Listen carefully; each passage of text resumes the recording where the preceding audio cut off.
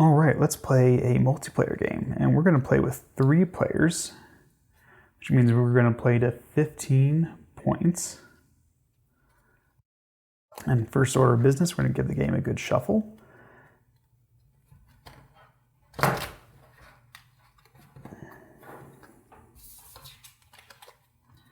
And I think I've shuffled these enough. I can do my preferred method, where I like half shuffle them so I don't bend or damage my cards as much.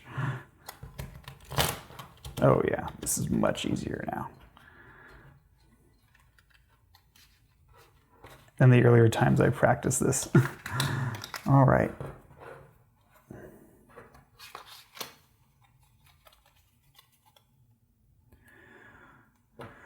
Okay, so we're going to deal 5 cards to every player. 1, 2, 3, 3. Ooh. This is going to be a really interesting game. 4, 4, 4.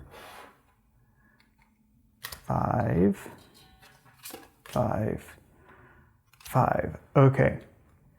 So we'll just address this right off the bat. So we know player, we're going to say it's 3, has the asteroid.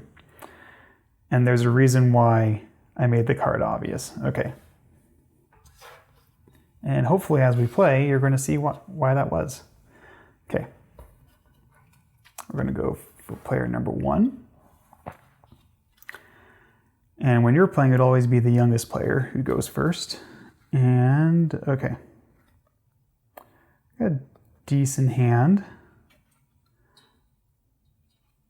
And I draw 2 cards. Start of my turn. Okay. Respectable. And we got some good abilities here, but no targets. So I'm just going to play Lexiosaurus. He's immune the turn that he's played. And I hate to waste an ability, but we're going to play Twapihara because he's a flyer, so he's immune to a lot of things. Can't be targeted. Okay. So that was player number 1. Player number 2, scavenge, draw, attack. Ooh, we got a swap. That's going to come in really handy. You're about to see. Oh, and I forgot. Player number 1 needs to discard because he does not have, or she does not have a long neck. So we're going to discard my pterodactyl. We'll say this is the discard right over here beneath the main deck. Okay. Player number 2 has a pretty respectable hand, and I think accidentally gave player number 2 6 cards, so that's my bad. So we're just going to give it 1. Draw 1. Okay. Still a pretty decent hand. Okay. So we're going to play Omnisaurus, so player number 2 doesn't have to discard, but then player number 2 is going to play Lizothosaurus, who swaps a card. So player number 2 is going to pick a card. We're going to give player number 3 a Rhamphorhynchus. And we are going to take the asteroid. So when you swap cards, you choose one card to give to the other player, and then you choose from their hand one card to take without seeing the front. Which obviously in this case we'd want the asteroid because we want to determine when crap hits the fan for everyone. Okay. All right. So we gave it Rhamphorhynchus. And now it's player number 3. Ooh, we've got some really good cards. We're going to draw 2. Yeah, player number 3 And it's got a really good position. So he's going to play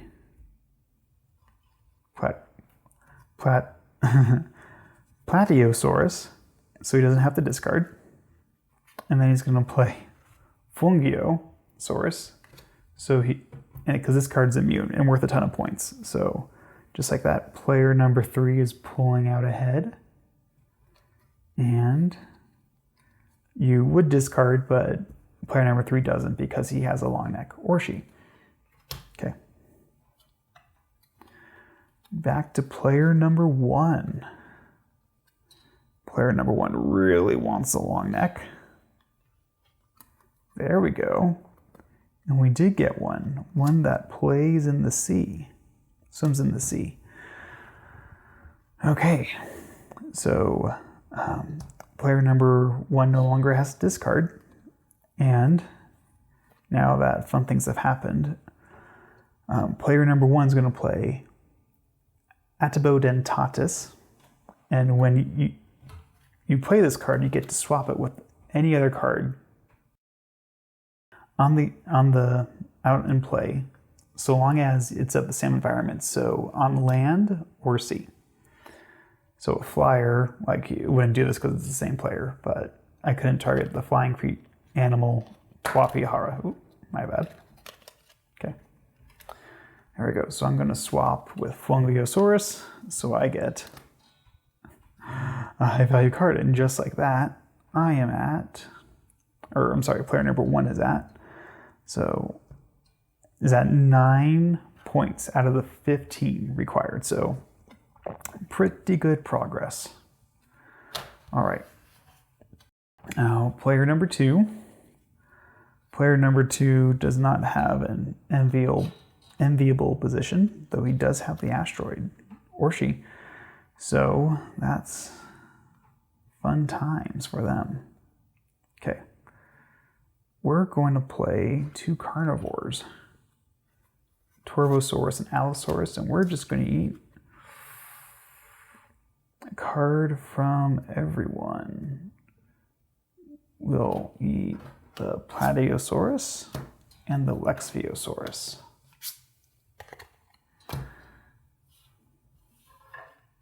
And player number 2 is now at 7 points. Pretty good spot.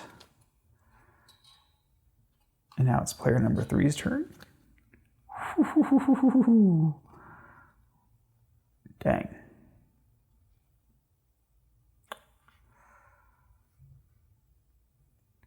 I think player number 3 is just going to start coming out. Player number 3 is going to play Mosasaurus. It's a 3-pointer.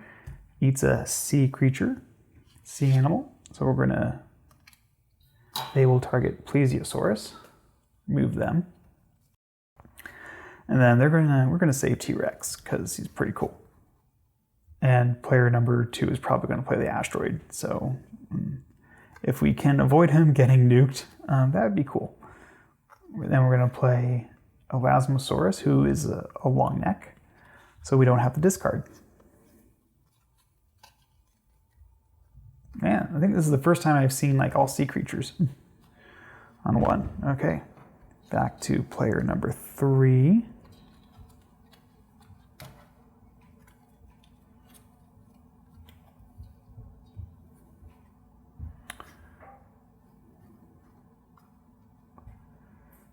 Okay. Player number 3 is going to play a pterodactyl-like creature, Batrachognathus. I hope I'm saying these right. So he draws from a discard. He's going to draw Plesiosaurus, and he's going to play him right away, so that way player number 1 has a long neck again. Okay, back to player number 2. I'm going to draw 2. Let's see if there's a reason not to nuke everyone.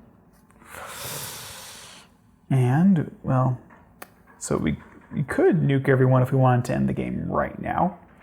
And we are coming up on 10 minutes, so you know what? Yeah, we'll say player number 2 wants to, do something else. So we're going to play Chasmosaurus, who can attack another carnivore, which there is not another carnivore it can target because Chasmosaurus is a land creature and everything else on here that's a carnivore is either in the ocean or flying in the sky. So he can't reach anything. So it's kind of a waste. But now we're going to play the asteroid. The 4-pointer dies. And so does Mosasaurus. He's a 3-pointer, so high value cards die immediately, leaving only the small fry. And then you get to play 2 more cards when you play the asteroid. It's the final turn. We're going to play a Sonosaurus because he's high valued, and okay, so as I've already discussed, there's not another carnivore that a creature that attacks can target. So I'm not going to do that. I'm going to play Parasaurolophus because he defends. And after you play the asteroid, the person, oh, you can't see it on screen. There we go. The person who played after the asteroid is played, when the game gets back to the person who played it, so player number 2, the game automatically ends. And whoever has the most points wins. And player number 2 is at 1, 2, 3, 4, 5, 10, 12 points. It's not bad. It's a good spot to be in. All right, so now it's player number 3's turn. Gonna draw 2. Okay, and you can only play 2 cards, so we're gonna finally play T-Rex. He was played after the asteroid, so he doesn't die right away.